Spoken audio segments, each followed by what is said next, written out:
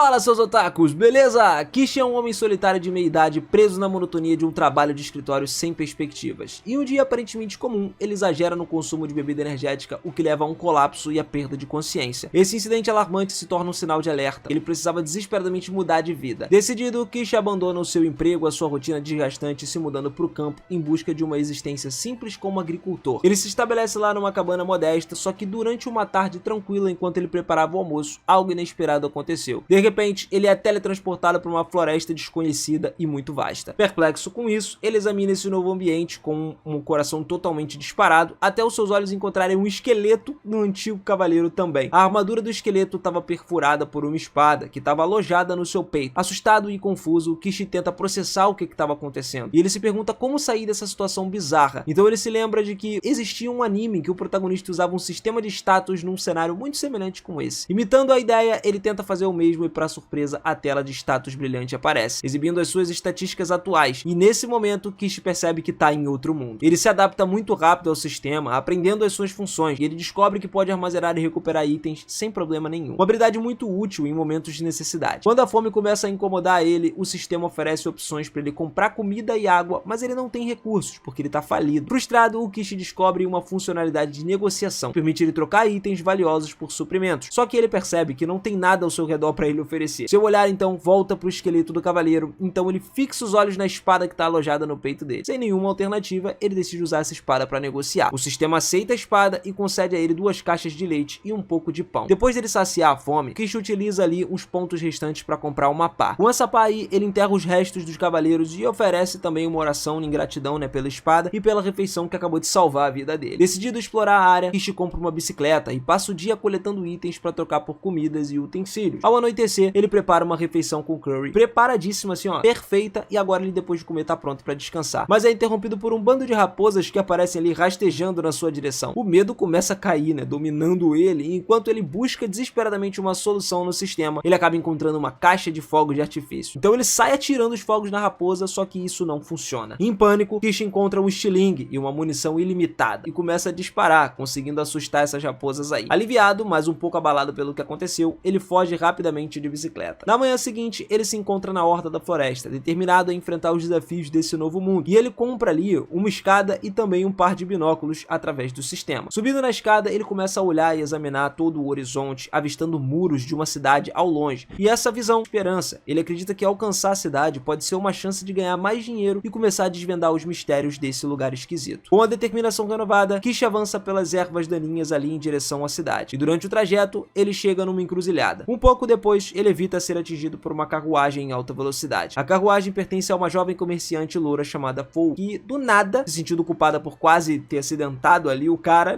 e por conta da chuva intensa, ela oferece a ele uma carona até a cidade. Kishi aceita essa oferta aí e sobe na carruagem, notando outro passageiro a bordo. Durante a viagem, a garota observa as roupas e o nome de Kishi, que são coisas incomuns, e isso começa a despertar sua curiosidade. Ela pergunta o motivo da sua visita à cidade, suspeitando que na verdade ele não seja do local. Kishi evita a pergunta, dizendo que ele só tá indo a negócios. Logo, eles começam a alcançar alguns portões da cidade, e Kishi ajuda a garota a descarregar as caixas do vagão, e como agradecimento, ela entrega uma pequena bolsa para ele. Ele não sabe o que tá ali, então ele abre para descobrir que tá cheia de pimenta. Com uma expressão meio séria, o Kishi escuta enquanto a garota adverte sobre o risco de carregar especiarias abertamente por aí. Ela explica que o sindicato das especiarias, eles têm um monopólio meio restrito, sobre esse negócio aí, e acaba se tornando perigoso você possuir especiarias sem conexões adequadas. Apesar do aviso, a garota oferece comprar a pimenta do Kishi também, e ele insiste em presentear ela, mas a garota recusa, afirmando que como comerciante aceita negociar, mas nunca algo de graça. Depois de pegar 3 moedas de prata pela pimenta, Fou sobe ali de volta na carruagem e segue seu caminho. Kishi fica surpreso ao perceber o alto valor das moedas em ienes, se sentindo uma nova onda ali de sorte. Com o dinheiro na mão, a sua prioridade agora é encontrar um lugar para passar a noite. Ele vai até uma pousada onde é recebido por Aélia, que é a atendente de lá. Ela guia ele até o balcão, explicando que os quartos disponíveis e todos os métodos de pagamento estão dispostos para ele. Depois dele pagar pelo quarto, Aélia pede ao Kishi para poder escrever o seu nome no registro de hóspedes, e nesse momento ele percebe que não sabe ler nem escrever a língua local. Envergonhado com isso, ele explica essa dificuldade, e Aélia, nesse momento, com paciência, aponta que ele enfrentaria problemas como comerciante se ele não dominar as habilidades fundamentais, como leitura e a escrita. Kishi rapidamente esclarece que ele sabe ler e escrever, e até fazer cálculos matemáticos, só que ele não consegue entender o sistema de escrita desse mundo. Para verificar verificar a sua habilidade, a Ellie então faz uma pergunta de matemática, e Kishi responde com muita facilidade. Impressionada, ela o orienta a assinar o registro. Aproveitando essa oportunidade, Kishi então vai lá e pergunta a Ellie se pode ensinar ele a língua local, oferecendo alguns doces como recompensa. Animada com essa oferta, ela concorda, e durante a conversa ele descobre que ele tá no reino de Caden, uma nação governada por um sistema hierárquico liderado por nobres e um rei. Kishi passa então boa parte da noite aprendendo ali como falar as línguas e tudo mais, e ele percebe que a língua local, ela não é tão difícil, né, e tão diferente assim do japonês. A Ellie fica impressionada com toda a rapidez com que ele aprende, e encantada ela começa ali a comentar que o Kishi, ele tem um grande potencial para se tornar um bom comerciante. Enquanto ela descansa, Kishi, entediado, decide desenhar um retrato dela. Quando ele mostrou o desenho, a mulher ficou surpresa, né, com a qualidade do retrato e começou a corar profundamente, emocionada pela gentileza do Kishi. Tocada pelo gesto, então, ela se aproxima dele agradecendo de uma maneira mais íntima e cheia de afeto. Mais tarde naquele dia, o Kishi desce até o centro da guilda, onde ele encontra a recepcionista, e ela entrega um formulário de inscrição ali, que tem que ser escrito à mão, né, o que deixa ele confuso no princípio. Depois de ele observar com mais atenção, ele percebe que a tecnologia de impressão ainda não foi desenvolvida nesse mundo. Depois dele preencher os seus dados, ele devolve então o formulário para a recepcionista, né, que valida as informações, mas informa que a taxa de inscrição é uma peça de prata que é equivalente a aproximadamente 50.000 ienes. Quando ele ouviu o valor, o cara suspirou sem,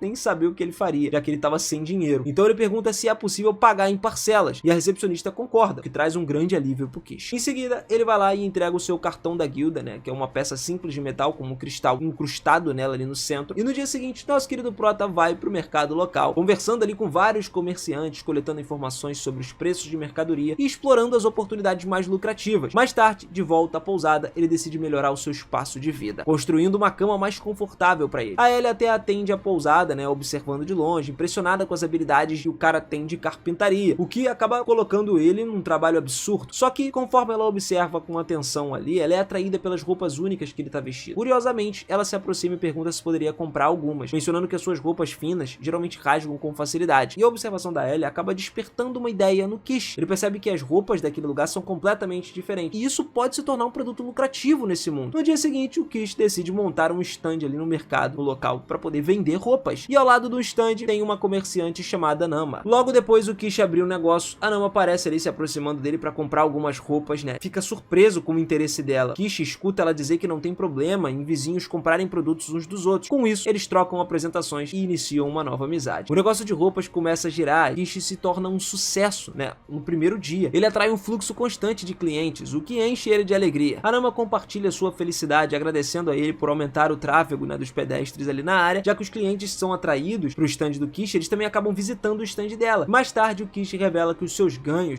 são absurdos. Para surpresa dele, ele teve um lucro equivalente a 15.000 ienes em um único dia. Esse valor significa que os padrões locais são muito altos, solidificando a crença dele de que as roupas poderiam proporcionar uma base financeira estável e sustentável. Enquanto ele finaliza seus cálculos, um novo cliente se aproxima do seu stand. Trata-se de um homem alto, loiro e com uma espada na cintura. Ele exala uma aura de importância. O homem examina o stand e pergunta ao Kishi se ele tem alguma faca adequada para a batalha. Kishi então mostra uma lâmina específica ali, finalmente bem trabalhada, né? Mas o cliente nota que ela é muito curta, né, para suas necessidades. Em resposta, o Kishi apresenta uma espada longa e larga, e o homem fica imediatamente impressionado, maravilhado com a qualidade e o acabamento dessa arma. O homem loiro então estava muito ansioso para comprar a espada e pergunta o preço. Kishi cita o valor de uma peça de ouro, mas o cliente fica um pouco hesitante, achando o preço um pouco alto. Apesar disso, ele não consegue resistir à beleza da lâmina e considera comprar ela. A conversa é interrompida de repente quando uma garota gato de cabelos roxos aparece do nada e lambe o rosto do Kishi. Assustado, né, pelo gesto inesperado, Kishi tropeça e cai no chão. Observando a reação chocada, o homem loiro ali naquele momento também percebe que o Kishi provavelmente nunca encontrou pessoas de raça besta antes, e calmamente ele explica que seres como essa garota gato são uma parte normal daquele mundo. Momentos depois, outros membros da raça besta aparecem e pedem desculpas pelo comportamento impulsivo da garota. Um deles sabe sobre o stand do Kishi e tudo mais e acaba pegando um tecido, né, que estava coberto. Ele acaba anunciando entusiasmadamente sua intenção de comprar isso, e o Kishi a princípio diz que o tecido não está à venda, mas reconsidera, né, quando percebe a oportunidade dele lucrar. Ele decide vender isso por 9 peças de cobre, incluindo um descontozinho aí no meio, né. Os clientes, no entanto, não têm essa quantia exata. Kishi garante que tá tudo bem e calcula o troco. O povo da raça besta encara ele desconfiado e inseguro sobre a precisão da matemática dele. E antes que as tensões aumentem, o homem loiro intervém, confirmando que os cálculos do Kishi estão corretos. Satisfeitos, os clientes entregam então o dinheiro, pegam o tecido e deixam o local. Impressionado com a honestidade e toda a engenhosidade do Kishi, o homem loiro decide comprar a espada mesmo assim. Enquanto isso, em outra parte da cidade, uma empregada chamada Margaret, que comprou uma uma roupa da loja do Kish, mostra pra sua mestra. E aí, meu irmão, ela fica intrigada, né? A mestra pergunta sobre as roupas, se poderiam ser usadas na mansão, apontando como elas facilitam as tarefas da empregada. Então, a mestra sugere com entusiasmo que comprem mais no dia seguinte e também vislumbra a possibilidade de vender as roupas através da sua empresa. Reconhecendo o potencial lucrativo disso, ela acaba correndo para pedir permissão do seu pai e seguir com esse plano. Naquela noite, o Kish toma um banho ali no poço e deseja ter um banho quente, algo que ainda não está inventado naquele mundo. Determinado, ele decide criar isso por conta própria. Então ele procura a loja e encontra o barril à venda e planeja encher esse barril com água, colocando ele sobre o fogo para poder aquecer essa água. Se a ideia der certo, o Kish acredita que ele pode lucrar ainda mais com isso no futuro. Enquanto ele começa a refletir sobre as suas conquistas, ele percebe o quanto ele tem se beneficiado, né, daquela misteriosa loja online, mas ainda não entende como ela funciona ou como os pacotes começam a chegar até ele. Isso faz ele pensar que poderia ter um preço oculto por isso, talvez algo tão grave quanto a sua própria alma. Apesar do sucesso com as roupas, né, o Kish ele sente a pressão de criar um outro produto inovador. Sem novas ideias, ele se frustra e começa a olhar para o teto, pensando sobre questões maiores. Por fim, ele decide encerrar a noite e descansar, até porque ninguém é de ferro, né? E no dia seguinte, enquanto o Kish está ajustando o seu inventário, ele adiciona algumas joias decorativas de baixo valor só para atrair mais clientes. Margaret chega à loja e ela começa a informar que veio comprar mais roupas. Quando o Kish pergunta quantas ela deseja, ele fica surpreso com um pedido de 100 unidades de roupa. Margaret, tendo o dinheiro ali pronto para poder pagar, finaliza a transação e adquire as roupas todas. Enquanto o Kish empacota os itens, Margaret nota as joias expostas e pergunta se elas são feitas de diamantes reais. O Kish explica que são peças de vidro polido, mas ainda assim possuem um apelo visual considerável. Ela fica interessada e pede para que ele reserve uma joia para ela, prometendo retornar para comprar essa joia mais tarde. O dia acaba passando, normalmente, né, até o momento que o Kish está prestes a fechar a loja e do nada o povo besta aparece de novo. Eles já tinham visitado a loja antes, então eles aparecem ali e agora estão bastante sérios, o que deixa o Kish um pouco preocupado, né, pensando que alguma coisa tá errada, eles estão ali para maltratar ele. Só que Millie, que era uma das visitantes, intervém ali, afirmando a confiança que consegue sentir no cheiro de especiarias vindo dele. O restante do grupo besta fica animado e implora que o Kish venda algumas especiarias. Embora o entusiasmo seja bem evidente neles e tudo mais, o Kish não quer fazer isso. Ele já ouviu falar sobre o sindicato das especiarias e não sabe o que eles poderiam reagir, né, a forma que rolaria tudo se descobrissem que ele tá vendendo produtos desse tipo. O risco era grande demais. Então, quando os moradores locais intervêm explicando que seria injusto esperar por alguém tão novo como Kish arriscando o seu negócio, o povo besta começa a recuar, aceitando essa situação. Kish decide que, embora não possa vender especiarias para eles, não estaria infringindo nenhuma regra se simplesmente compartilhasse uma refeição. Então ele convida o grupo ali para cozinhar, né, juntos na floresta, longe dos olhos curiosos da galera. Mais tarde naquela noite, Kish, Anama encontra o grupo besta, né, aos arredores da cidade, e antes de começar a cozinhar, Anama oferece uma ajuda ali para começar a cortar os vegetais. Ela fica impressionada com a qualidade dos ingredientes, notando o quão vibrantes e suculentos eles são. O Kish explica que ele conseguiu esses vegetais de um país estrangeiro e garante que o sabor é excelente. Enquanto isso, Kish e Anama trabalham ali nos vegetais. Millie e os outros membros do grupo de besta estão lá no rio abaixo, pescando, né? Eles conseguem capturar uma boa quantidade de peixe. Com todos os ingredientes prontos agora, Kish prepara o peixe temperando ele com especiarias e cozinhando numa panela. O resultado é a refeição especificamente deliciosa, que surpreende o povo besta. Eles nunca tinham provado algo tão saboroso antes, que demonstraram uma enorme gratidão. Só que o banquete desperta neles um forte desejo por álcool. Anama até tenta controlar o grupo, lembrando eles que as bebidas alcoólicas são caras, mas o Kish, no entanto, decide satisfazer o desejo deles um pouco. Ele pega uma garrafa de bebida barata e serve alguns copos, pedindo em troca que eles prometam nunca contar a ninguém sobre essa refeição. Aí Anama alerta Kish que ele tá sendo um pouco generoso demais, né? Mas ele não vê problema em alegrar um grupo, já que eles parecem boas pessoas. Naquela noite, o grupo bebe à vontade, conversa e até mesmo toma um banho juntos no rio. Eventualmente, todos adormecem sob as estrelas. Millie parece ter desenvolvido uma simpatia especial por Kish, e na manhã seguinte, Kish retorna pra pousada. A Elia tá lá, visivelmente aborrecida, porque ele ficou uma noite fora, né? E o Kish tenta explicar que ele passou a noite com alguns membros do povo besta, fora da cidade, só se divertindo. Só que a presença ali dos pelos da garota gato na jaqueta dele fez a Elia acreditar que ele fez muito mais do que só socializar com os homens bestas. Irritada, então, ela não consegue esconder o ciúme que ela tá sentindo, principalmente por imaginar o Kish escolhendo uma garota gato em vez dela. Ih, rapaz, já tá rolando romance da parada. Mais tarde naquele dia, enquanto o Kish organizava sua loja para mais um dia de trabalho, a empresária Margaret apareceu de novo. E dessa vez ela estava acompanhada com a Prímula, né, que veio para visitar ele, que era chefe dela. Kish ficou momentaneamente cativado pela beleza de Prímula, mas logo percebeu que Margaret estava parada atrás dela, deduzindo que ela estava ali para comprar o colar sobre o qual Margaret tinha perguntado no dia anterior. Ela rapidamente recuperou, pegou esse colar aí e a Margaret realizou o pagamento antes de entregar ele para Prímula para inspeção. Prímula ficou impressionada com toda a qualidade daquele artesanato, achando até difícil acreditar que esse colar não era feito de diamantes de verdade, e ela perguntou se Kishi possuía mais colares semelhantes em estoque. Em resposta, ele trouxe outras peças da sua coleção para ela poder ver. E aí a Prímula ficou fascinada com a quantidade de produtos que o Kishi revelou ali que ele tinha, e ela falou que queria logo um pedido especial para fazer. Ela explicou que era filha do dono de uma das companhias mais brabas que tinha e gostaria de apresentar ele ao pai dela. E o Kishi ficou animado com a ideia de conhecer o dono de uma grande empresa comercial, mas ele hesitou um pouco, temendo que isso pudesse trazer alguns problemas para ele no futuro. Só que a Nama assegurou a ele que o pai da Prímula era muito bem sucedido e muito conhecido na cidade, né, por ser um bom caráter e tudo mais, e com essa garantia o Kishi concordou em acompanhá-la. A Prímula convidou ele para viajar na carruagem até a casa do seu pai, e durante o trajeto, cara, a Prímula mostrou ao Kishi algumas réplicas de acessórios que tinham tentado recriar. Ela explicou que enquanto a parte da madeira era simples, né, para os artesãos replicarem, as braçadeiras de metal eram intrincadas demais, né, digamos assim. Kishi compreendeu as dificuldades, já que ele próprio desconhecia todo o processo de fabricação dessas peças, mesmo que soubesse que era algo complexo. Quando eles chegaram lá na casa da Prímula, o Kishi ficou impressionado com o tamanho absurdo da propriedade. Só que a Prímula comentou casualmente que, em comparação com as outras casas de nobres da área, a dela era até modesta. Eles entraram e Kishi foi apresentado ao pai dela, o Mou. E lá, os dois se cumprimentaram, o Mou convidou o Kishi para poder se sentar, discutir alguns negócios, e depois do Kishi se acomodar, ele mostrou algumas das suas joias ao Mou, que ficou tão impressionado quanto a Prímula. Durante a conversa, a Prímula mencionou que o Kishi poderia ter uma caixa de itens, e isso chamou a atenção do Mou, que também tinha uma caixa de itens, utilizada para construir um sucesso ali a sua empresa comercial. Ele sugeriu que se o Kishi soubesse usar essa caixa corretamente, ele poderia se tornar muito bem sucedido. Mou explicou que desejava transformar o Kishi num fornecedor oficial da empresa, ao invés de só continuar comprando seus produtos diretamente da loja. Ele argumentou que essa prática seria desonesta e que abordar o Kishi diretamente em uma estratégia para evitar, né, que os concorrentes tentassem fazer acordos similares no futuro talvez não fosse a melhor ideia. E o Mou propôs então pagar 50% do preço a varejo ali, né, pelos produtos do Kishi. Embora ele pudesse pressionar um pouco ali para um acordo melhor, o Kishi já estava satisfeito, porque ele já obtinha lucros consideráveis com a sua loja. Então ele aceitou essa oferta e os dois selaram a parceria ali com um aperto de mão. Quando ele assinou o contrato, o Kishi garantiu que os primeiros itens fornecidos renderiam mais do que 1 milhão de ienes em moedas, o que consolidou o comércio dele muito próspero, né, para sua colaboração com a Mou Trading Company, que é a companhia mais braba que tem lá. Só que a Prímula vê todas as belas joias do Kishi que tem em estoque, né, e ela se apaixona pelas joias. Ela pergunta ao seu pai se pode comprar joias para si mesmo, e ele não vê problema nisso. Então a Prímula oferece pagar 10 moedas de ouro para ele, né, para poder pegar essas joias, que é o equivalente a 2 milhões de ienes. Pela primeira vez desde que ele chegou nessa cidade, o Kishi percebeu que o seu saldo bancário alcançou a marca de 8 dígitos. Com a coisa indo tão bem assim, o Kishi decidiu então que era hora de começar a construir uma vida mais pacífica. Ele planejava comprar uma casa fora da loja ali, e no dia seguinte ele deixa os muros da cidade ali para procurar um local adequado na floresta. Mas antes de partir, ele mencionou o plano dele para Alec, garantindo que ela não se preocupasse com ele, porque embora ela achasse um pouco estranho ele optar por viver na perigosa floresta ao invés de segurança na cidade, o Kishi seguiu ainda assim com a sua ideia. Para ele talvez fosse melhor viver no meio do mato. Depois de finalmente encontrar um bom local, o Kishi compra um cortador de gramas e começa a limpar a área. Só que ele logo se depara com um problema. Enquanto a maioria dos itens da sua loja tem preços razoáveis, o combustível acaba sendo caro. Sem alternativa, ele decide lidar com o alto custo e continua trabalhando até abrir um caminho seguro, né, de estrada ali, que ele consiga passar para dentro da floresta. Com o caminho liberado agora, Kishi começa a remover as árvores do terreno. Para isso, ele compra uma motosserra e passa várias horas cortando as árvores. Depois de muito esforço, ele consegue derrubar uma grande parte dessas árvores, mas encontra outro obstáculo. As árvores são grandes demais para poder caber na caixa de itens dele. Então ele vai lá, corta os troncos em vários pedaços menores, em aproximadamente 10 metros, permitindo que ele finalmente armazene esses troncos. E agora, só restando alguns troncos para serem removidos, Kishi percebe que essa parte do trabalho era muito exaustiva, e com o sol se pondo, ele decide voltar no dia seguinte para terminar. No dia seguinte, ele retorna para a floresta, mas ele começa a cavar os tocos ali e percebe que a tarefa é exigente demais para ele. Para evitar esses problemas de saúde, ele decide comprar uma escavadeira. Assim que vê a máquina gigantesca, o Kishi se dá conta de que ele gastou 1,2 milhões de ienes numa máquina pesada, né, só para evitar um trabalho manual. E mesmo que ele sinta um certo arrependimento pelo gasto, o conforto de não precisar se esforçar fisicamente faz ele reconsiderar isso aí e ver que essa compra realmente foi um investimento inteligente. Assim, às vezes a gente precisa fazer esse tipo de compra. Então, ele vai lá, liga o motor da escavadeira só para descobrir que ela funciona com diesel, que é algo que a loja não vende. O pânico começa a tomar conta do Kishi, porque a ideia de ter desperdiçado tanto dinheiro em algo inútil começa a sobrecarregar ele. O que acaba sendo refletido é que ele percebe que poderia ter que fabricar o próprio diesel misturando querosene com alguns aditivos. Só que ele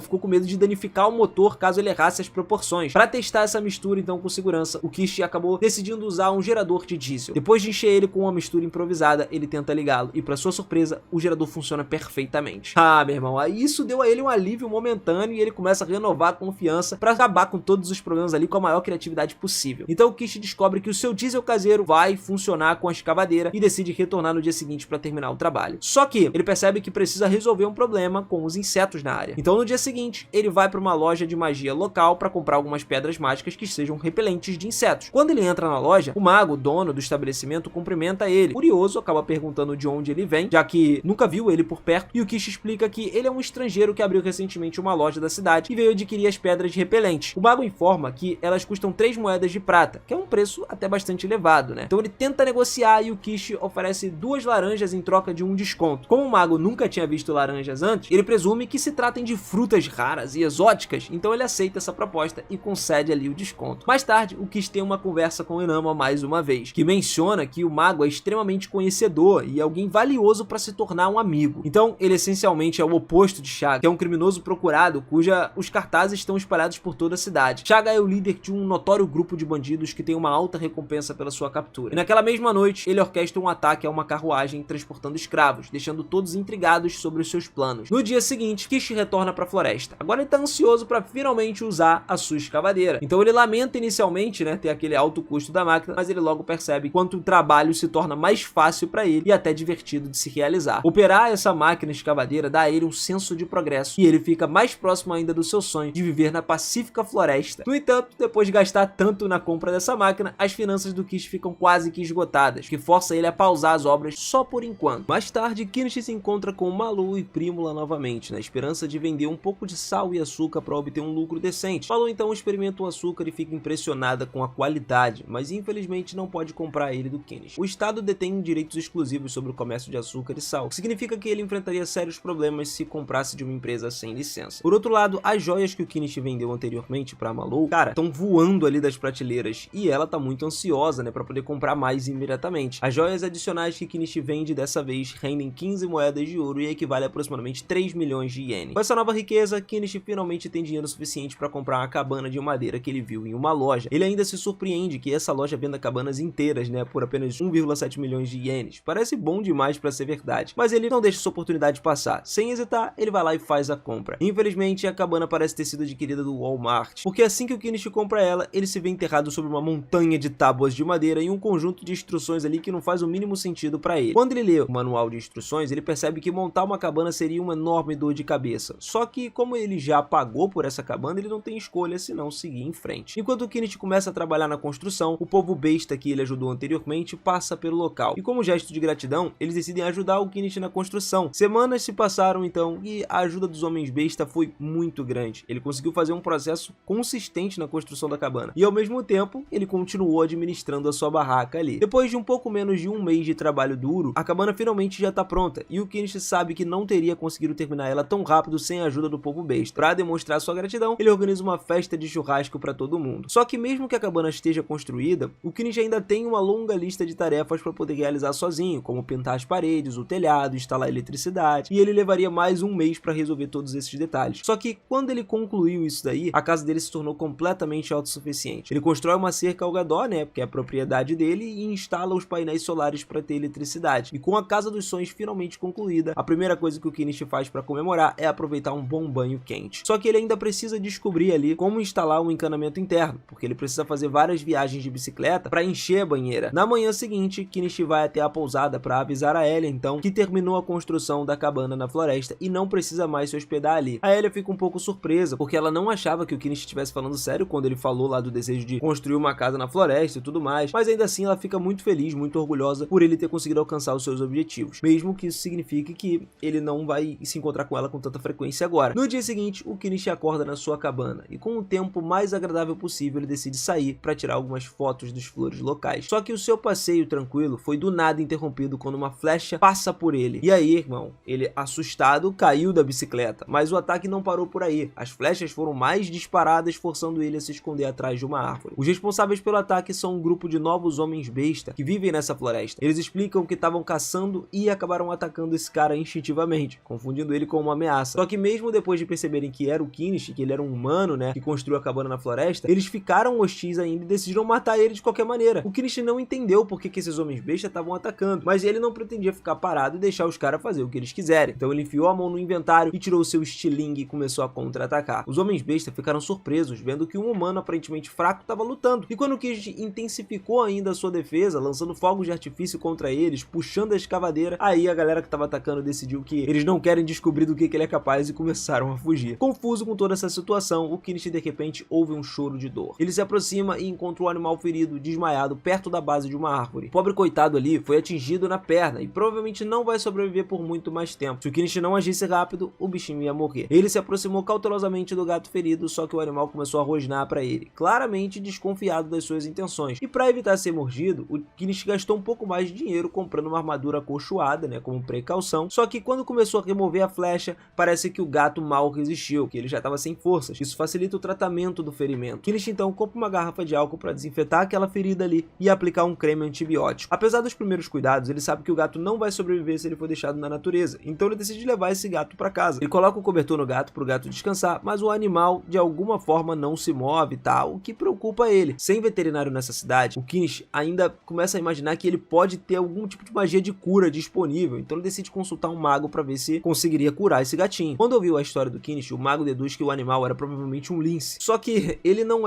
estava tentando curar o animal e sugere que o Kinish mate ele e venda a pele do animal para obter um bom lucro. Percebendo que o mago não era de muito ajuda agora para ele, o Kinish decidiu procurar uma solução. Enquanto ele saiu do local, Melee passa ali e sente o cheiro do lince em Kinish. Pro povo dela, cara, linces são considerados mensageiros de Deus, então ela fica muito animada e quer ver esse lince com os próprios olhos. Então ela segue o Kinish até sua casa e quando viu o animal ferido, percebe imediatamente que o ferimento foi causado por Homens-Besta. Furiosa, cara, ela jura fazer eles pagarem por isso. Enquanto tudo isso está acontecendo, o lince parece um pouco melhor, mas continua tentando lamber a sua ferida. O Kinish então é forçado a colocar um cone na cabeça dele para evitar que agrave o estado dele. Miley, nesse momento, fica impressionada com a habilidade do Kinish de prestar cuidados de saúde ali e pergunta se ele é médico. Modestamente, ele responde que só conhece o básico de primeiros socorros. Para agradecer a Kinish por salvar o lince, Miley nessa hora sai para caçar e traz um pouco de carne de pássaro como presente. Kinish grelha essa carne ali para jantar e depois de comerem, Miley se sente exausta. Ela pergunta se pode passar a noite na cabana e o Kinish questiona se ela não deveria voltar ao trabalho, mas Miley insiste que nesse momento ela tá mais preocupada com o lince do que com as suas responsabilidades. O Kinish então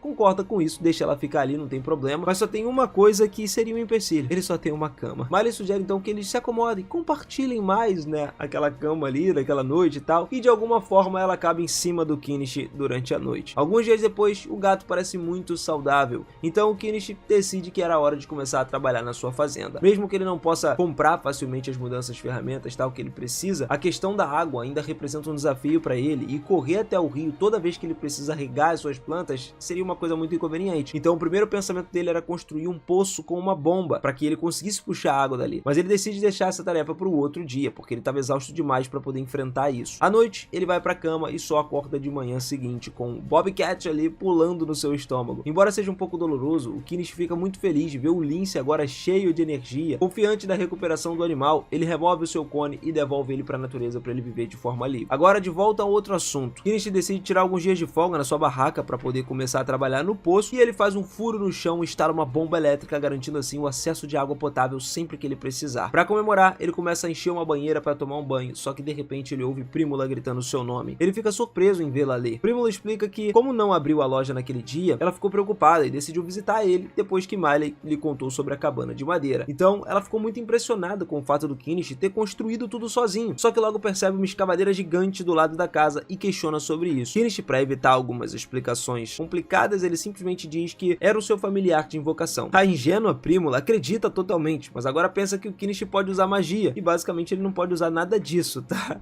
Ele então pede para que ela mantenha isso em segredo, e aí a essa hora do dia os portões da cidade provavelmente já estão fechados, o que significa que a Primula não vai poder voltar para casa. Ciente disso, ela já estava planejando passar a noite na casa do Kinish, mesmo quando ele fala que só tem uma cama, tá ligado? Mas ela insiste, a garota tá insistente ali, qual é o problema? Ao notar um barril atrás dele, a Primula pergunta para que esse barril serve, e o Kinish explica que na verdade é um banho quente. Animada com essa ideia, a Primula pergunta se pode experimentar isso, e com o cair da noite, Kinish esquenta o banho lá pra Primula, né? E ela entra ansiosa, aproveitando o calor reconfortante da água. Só que tá no meio da floresta, começa a deixar ela um pouco inquieta, então ela chama o Kinish e ele tranquiliza ela dizendo que tá tudo bem, ele tá sentado do outro lado do muro, mas a Primula diz que se sentiria mais confortável se pudesse ver ele cara a cara. Depois de terminar o seu banho, Kinish entrega um roupão pra Primula pra ela se trocar, e ela se apaixona pelo quão quente e aconchegante é esse roupão. Imediatamente pergunta pergunta se pode comprar ele. Kinishi inicialmente diz que não tá à venda, mas depois da sua insistência concorda em vender um par de roupões de banho. E mais tarde, ele também dá uma camisola pra ela usar ali enquanto tá deitado na cama. A Prímula fica,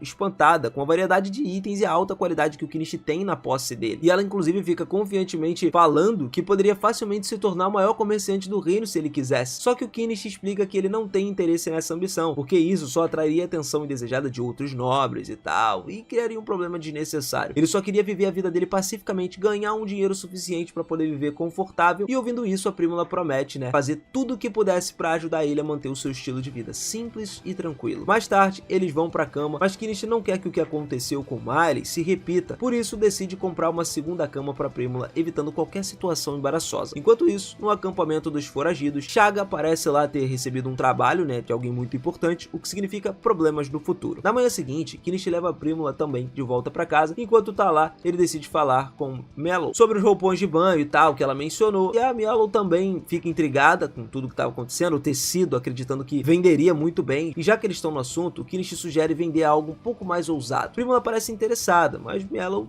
encerra essa ideia imediatamente. Nesse momento, Margaret entra na sala para entregar uns livros da garota, que ela tinha solicitado. Percebendo a curiosidade de Kinishi ali, Mellow explica que está escrevendo livros antigos ali contábeis, porque o Império recentemente introduziu um novo sistema brilhante para poder rastrear as vendas, a contabilidade de partidas dobradas. Basicamente, o Kinishi fica muito surpreso, porque esse sistema era uma prática padrão no Japão. Isso faz lembrar que Mellow havia mencionado anteriormente sobre o rápido crescimento do Império, impulsionado por todas as invenções de um certo homem. Coincidentemente, Mellow estava prestes a testar uma das últimas invenções desse homem, que era uma bomba a jarro. Basicamente, cara, pra surpresa do Kinishi, isso aí reforça as suas suspeitas. Criar algo tão avançado como uma bomba de jarro exigiria um conhecimento prévio, sugerindo fortemente que outra pessoa do Japão pode ter sido enviada para esse mundo. Ele se sente desconfortável percebendo que pode ter concorrência nos próximos dias. Prímula então continua fazendo visitas ocasionais ao Kinishi e frequentemente tá lá passando a noite na sua casa e tudo mais. Só que nessa noite acaba sendo uma coisa diferente. Ela sairia para uma viagem de suprimentos no dia seguinte e não poderia visitar ele por um tempo. Antes de partir, ela pergunta se Kinishi ainda tem aquele vestido de noite, ousado e tal, porque gostaria de comprar esse vestido. E curioso, o Kinishi brinca perguntando se ela tá tentando seduzir alguém, e para sua surpresa, a Prímula admite que tem uma pessoa por quem ela tá interessada, que na verdade é ele. E aí o Kinishi fica surpreso, não sabe como responder. Ele não acha apropriado ter esse tipo de relacionamento com a Prímula, especialmente porque é amigo de Mallow também, e duvida que ela aprovaria um negócio desse, um envolvimento com uma jovem e tal, como um homem mais velho com ele. No entanto, Prímula garante que já tem a bênção de seu pai, então isso não seria um problema. Mesmo assim, Kinishi se sente sobrecarregado. Tudo que tá acontecendo ali é uma coisa nova, então ele fala pra Prímula que não tá pronto para um relacionamento. Ele pergunta se ela estaria disposta a adiar essa conversa, e a Prímula concorda, mas faz um pedido, quer dividir a mesma cama com Kinishi pelo menos mais uma vez antes de ir embora, mesmo que isso seja só pra dormir do lado dele. Na manhã seguinte, Kinishi recebe uma visita inesperada de um cavaleiro, que revela ser o mesmo homem da qual ele vendeu a espada anterior. Ele começa a explicar que foi enviado para investigar alguns relatos ali sobre o estranho morador da floresta, só que ele já conhecia o Kinishi, e garante que vai relatar que não tem nada suspeito acontecendo ali. Antes de partir então, esse aventureiro compartilha algumas notícias intrigantes. Tem um mago no Império que inventou um condimento notável chamado maionese, e de alguma forma ele conseguiu derrotar um dragão com isso. O Kinishi imediatamente começa a suspeitar que esse misterioso mago também seja alguém do Japão, e diante dessas realizações desse indivíduo, ele não pode deixar de sentir um pouco de desvantagem. Mas não é como se ele fosse cruzar o caminho desse cara tão cedo, então nos próximos meses ele passa sem problemas. Certa tarde então, enquanto o Kinishi estava lá sentado na sua barraca, ele de repente se lembra que a caravana da Prímula deveria estar chegando de volta em breve, então ele decide visitar ela mais tarde naquele dia. Só que naquele exato momento, uma grande comoção começa a aparecer lá na praça da cidade, o que leva ele a levantar e verificar o que estava acontecendo. E ele descobriu que essa caravana foi emboscada por bandidos, e todos a bordo foram levados como cativos, como prisioneiros, incluindo a própria Prímula. O seu pai fica desesperado. Ela começa a clamar nas ruas pelos aventureiros que possam ajudar a resgatá-la. Só que o bandido responsável não é outro senão o notório fora da lei Chaga. Ninguém estava disposto a correr o risco de enfrentar ele. A Ordem dos Cavaleiros precisaria de vários dias para organizar uma missão de resgate adequada. Enquanto isso, a Prímula acaba sendo jogada numa gaiola por Chaga e a sua gangue. Ela permanece ilesa por enquanto, mas apenas porque o Chaga pretende vender ela para um nobre depravado aí para lucrar ainda mais. Sem nenhuma chance real de escapar por conta própria, a situação parece terrível. E agora o seu pai entende que é apenas uma questão de tempo até que a Prímula encontre o destino trágico. Em desespero, ele se volta pro Kinishi e implora pela sua ajuda. Kinishi não é adequado para o combate de forma alguma, mas por se importar profundamente com a Prímula, ele finalmente decide ajudar. Contudo, ele não tem fundos suficientes para executar o seu plano. Então, ele diz a Mellow nesse momento que precisa de dinheiro para fazer os preparativos necessários. Sem pensar duas vezes, Mello entrega ali um saco de moedas de ouro, disposto a dar pro Kinish uma última moeda que possui, né, desde que isso signifique trazer a Prímula de volta em segurança. Mello informa Kinish que a base de operações de Chaga está localizada nas ruínas a 50 km a oeste de Thalia, uma distância considerável. Isso significa que o Kinish vai precisar encontrar um meio de transporte para chegar lá. Observando os veículos disponíveis em uma loja, ele finalmente decide comprar um caminhão. Antes disso, avisa a todos que está prestes a usar a magia de invocação e aconselha que eles recuem um pouquinho. Então, para convencer a multidão de que ele estava fazendo uma magia de verdade, ele realiza um cântico antigo. Assim, o caminhão se manifesta ali, materializando na frente dele, e o Kinish sobe e começa a gritar, perguntando se alguém está disposto a se juntar a ele nessa luta. Chaga tem uma grande recompensa pela sua cabeça, então, se eles conseguirem derrubá-lo, teria um grande prêmio para todos os envolvidos. Só que apesar da oferta tentadora, ninguém se apresenta. O medo de Chaga é simplesmente grande demais para alguém começar a se enfiar nisso. Então o Kinish começa a se preocupar que teria que lidar com isso sozinho. Mas então Bobcat, que ele resgatou no mês passado, se aproxima e, embora o Kinish não consiga entender a linguagem dele, percebe que o Bobcat quer ajudar ele. Falando de gatos então, Miley e os outros Homem-Besta também se apresentam, ansiosos para ajudar o Kinish, já que ainda deve um favor para ele por tudo que ele fez por ele. Agora que eles têm aliados dispostos, né, a lutar no seu lado, o Kinish se sente aliviado e imediatamente começa a preparar eles para uma batalha. Ele compra um arco composto ali para Miley e também para os seus irmãos, né, que recebem um machado e algumas espadas e tudo mais. E nesse momento, outra voz oferece ajuda. Quando o Kinish olha para baixo, ele vê Norse parado ali. E saber que um cavaleiro experiente se juntaria ao grupo, pô, isso faz com que ele se sentisse muito mais confiante. Mesmo que possa deixar de perguntar por que Norse estava vagando pela cidade com a sua armadura completa, Norse explica que recentemente forjou uma nova espada usando o arco que Kinish deu para ele, e ele estava procurando uma oportunidade para testar essa espada. Derrubando alguns bandidos parece a ocasião perfeita para ele. Mais uma pessoa se apresenta expressando seu desejo de se juntar à missão e, para surpresa de Kinish, é o dono da loja de magia. O Kinish tenta dissuadir ele, insistindo que é muito perigoso para alguém da sua idade, só que o velho revela que ele já foi um poderoso mago na sua juventude e que, apesar da idade, os seus feitiços de fogo ainda são letais. Percebendo que ter um mago ao lado dele seria uma vantagem absurda, o Kinish decide deixar ele ir junto. Então, a Nama também insiste em acompanhá-los e o Kinish tenta convencer ela a ficar para trás, apontando que ela não seria capaz de contribuir numa luta. No entanto, apesar dela não ser uma guerreira, Anama argumenta que ainda pode oferecer apoio moral e cozinhar para o grupo. Então, ela também garante que no momento, né, com a briga começar, ela vai fugir para não ter problema ali, né, e ele não precisa se preocupar em proteger ela. No final, o Kinish concorda em deixar ela ir, mas recusa imediatamente quando Mallow expressa o desejo de acompanhar eles. Ele ordena firmemente que Mallow fique esperando o retorno de Prímula. Kinish então pergunta mais uma vez se mais alguém está disposto a ajudar, a se juntar ao grupo, só que o resto das pessoas, ninguém quer enfrentar o Chaga. Um por um começa a recuar e em pouco tempo a multidão se dispersa. Parece que 9 teriam que enfrentar esse desafio sozinho. Então a partir daí, Kinish vai para uma parada da guilda onde ele se registra oficialmente como aventureiro e envia uma notificação formal afirmando que está perseguindo a recompensa de Chaga. O grupo então parte no caminho ali e vamos embora. Lá na cela de Prímula, ela acaba sendo destrancada, né? E uma garota também capturada como escrava traz comida para ela. Prímula rapidamente percebe que a menina estava faminta e em um ato de bondade, ela ofereceu um pão para essa garota. A menina fica muito grata, ela começa a comer imediatamente. Aproveitando o momento, Prímula pergunta se essa garota também está sendo mantida em cativeiro e se deseja fugir. A menina adoraria sair dali, mas não acredita que seja possível, né, por causa das circunstâncias atuais. Mas a Prímula tem certeza de que é apenas uma questão de tempo, até que as pessoas venham ajudar ela, né. E enquanto eles se aproximam da base, Kinish e os outros fazem uma breve pausa para comer. Depois, Kinish reúne todo mundo ali para uma reunião estratégica e apresenta um plano de ataque simples. O grupo concorda em fazer o que tiver que fazer e essa abordagem sólida é perfeita. Com o plano definido, todos se movem para suas posições. Miley é enviada na frente ali para explorar a área, mantendo contato com Kinish através dos rádios que comprou. E para manter as coisas simples, quando o Mallow pergunta ali sobre o que o Kinish tá pensando e tudo mais, ele só fala que esses negócios são dispositivos mágicos que permitem a comunicação de longa distância de todos e tudo mais. E com o Mallow agora posicionada, né, como batedora, Kinish e os outros aproveitam, sobem no caminhão e se preparam para partir, deixando a Anama para trás também por segurança. Como não tem garantias de que eles sairiam vitoriosos, o Kinish instrui a falar alguma coisa com a guilda de aventureiros se eles não retornarem dentro de um dia. Tarde da noite então, Kinish verifica ali com o Mallow o que tá acontecendo, a movimentação dos bandidos e tudo mais, e pela observação dela, cara, parece que eles estavam no meio de uma celebração. Na verdade, a maioria já tava bêbada pra caramba lá, tornando aquele momento um momento perfeito para eles atacarem. E antes de avançarem, um dos homens besta entregou uma noz ao Kinish. Confuso, ele perguntou pra que serve, e o homem besta explicou que é pra ajudar ele a se distrair da realidade que tá prestes a tirar vidas. Aceitando o presente, o Kinish então deu uma mordida e imediatamente sente os efeitos de alucinação daquela noz. Mesmo desnorteado, ele se lembra da missão. Então ele pega o volante e dirige um pouco ali igual maluco pela floresta, e no acampamento dos bandidos, a festa continua. Quando dois dois deles percebem um caminhão se aproximando. Marlon nessa hora age rapidamente e abate com as flechas precisas. O próximo obstáculo é o portão do castelo. Para lidar com isso, o velho mago sobe no teto do caminhão e lança um feitiço explosivo abrindo um buraco na entrada. Agora o acampamento dos bandidos está em alerta máximo, mas já é tarde demais. Kinch e seus aliados já conseguiram entrar. E como os bandidos estavam bêbados e sem armaduras, eles se tornaram alvos fáceis. Marlon então, junto com seus irmãos, rapidamente derrota os primeiros inimigos que se aproximam, enquanto Norpa salta do caminhão, ansioso para batizar sua nova espada com o sangue dos seus oponentes. Kinch fica tão impressionado com a força do cara que ele se distrai e um bandido tenta aproveitar a oportunidade para esfaquear ele pelas costas. Felizmente, o Bobcat aparece ali e intervém a tempo de salvá-lo. Mais bandidos começam a aparecer de todos os lugares, tem bicho saindo até do bueiro, levando o Kinch a decidir sacar suas armas pesadas. Ele continua ali com a sua escavadeira e parte para esmagar todo mundo, enquanto o resto do grupo continua derrubando o máximo de inimigos possíveis. Norpa, por sua vez, se diverte exibindo a superioridade sobre os adversários. No meio do caos, Kinch do nada atravessa uma das paredes da ruína, revelando um grande grupo de prisioneiros mantidos pelos bandidos. O olhar dele começa a varrer o local freneticamente em busca de Prímula, mas o coração gela percebendo que Chaga já tinha previsto a tentativa de resgate. O vilão segura Prímula como refém no topo de uma torre. Prímula sente um alívio imenso ao ver que o Kinch realmente veio resgatar ela, mas Chaga tá mortificado nessa hora, percebendo que todos os seus homens foram exterminados. Ele tinha previsto que um grupo tentaria salvar a Prímula eventualmente, só que ele jamais imaginou que enfrentaria oponentes tão poderosos. E olha que nem eram os caras mais fortes assim, tá? Mas ainda assim ele acredita que tem uma vantagem e ordena que Kinch e os outros larguem as armas imediatamente, ameaçando esfaquear a Prímula se eles não obedecerem. O grupo hesita, temendo qualquer movimento que possa colocar a Prímula em perigo, mas o Kinch não pretende deixar Chaga escapar. Discretamente, ele compra um apontador laser ali e sinaliza para Milo nesse momento, justamente para instruir ela a atirar assim que ele der o comando. Milo então aproveita e entende o sinal e no momento certo, o Kinch direciona o laser para os olhos de Chaga, cegando ele momentaneamente. No instante que Chaga solta a Prímula por reflexo, Milo nessa hora dispara e acerta o ombro dele. Sem perder tempo, Kinch corre para a escada acima para resgatar a Prímula e Chaga recupera a visão ali para preparar para lançar um ataque agora, mas antes que pudesse agir, a escrava ao seu lado usa algum tipo de magia para derrubar ele escada abaixo. Quando atingiu o chão, ele fica perfeitamente alinhado com Marlon, finalmente acabando, dando o trabalho do tiro certeiro na cabeça. Com a vitória garantida e Prímula finalmente segura, o grupo envia um deles ali para informar a Nama de boas notícias, enquanto Kinch guarda seus veículos, ele também compra roupas, né, para os prisioneiros resgatados, e durante um momento de descanso, ele percebe uma menina entre eles e pede a Prímula que ajude a se lavar. Ele também entrega uma tesoura para que possa cortar o cabelo da garota, porque já estava muito grande, e quando viu a tesoura, a Prímula imediatamente pergunta se o Kinch pode vender mais dessas tesouras, observando que seria um item até muito popular. No entanto, antes que ele pudesse continuar, as outras mulheres se lembram ali de estar completamente nua, fazendo acabar recuando ali, porque está envergonhada e tal, e depois que todos estavam vestidos, Kinch se aproxima da menina e se apresenta. Ela revela que seu nome é Anemone e carrega uma carta importante. O documento expõe um nobre responsável por financiar o sequestro de Chaga. Cara, quando ouviu isso, Norpa promete que ele vai atrás do culpado, e esse culpado será levado à justiça ali pelos seus crimes. Com o incidente finalmente resolvido agora, parece que o grupo pode retornar a Dahlia sem problemas. Só que antes disso, o cansaço toma conta de todo mundo e eles se acomodam para passar mais uma noite aproveitando o merecido descanso. E assim a gente finaliza mais uma parte desse anime aqui. Então, se vocês estão curtindo, capricha no like, não esquece de se inscrever no canal e ativar o sininho para acompanhar mais vídeos como esse todas as semanas aqui no canal, beleza? Eu vou ficando por aqui, galera. Aquele forte abraço e eu vejo vocês na próxima. Valeu!